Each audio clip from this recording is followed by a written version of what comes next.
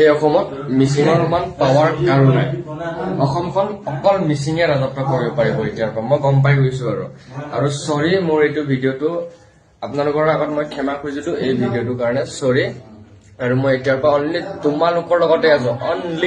only for আই support Mising আৰু sorry এই ভিডিঅ'টোৰ কাৰণে মই বহুত 1000 বাৰ ক্ষমা খুজিছো আৰু যদি তোমালোকে ক্ষমা কৰি দিয়া ন লাষ্ট টাইম তেতিয়ালে মই কি কৰিম মোৰ নিজে মই ডিসাইড কৰিম আৰু মই নিজে কি কৰিম এটো কাৰণে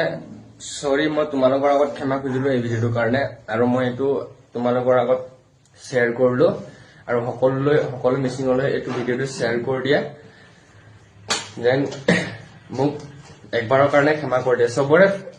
সবৰে ফাৰ্স্ট টাইম একবাৰ সবৰে ভুল হয় আৰু মোৰ এনেকা ভুল হৈ গল সৰি আৰু অসমত মিচিং কিং হৈ থাকিব সো থ্যাংক ইউ এই ভিডিঅ'টো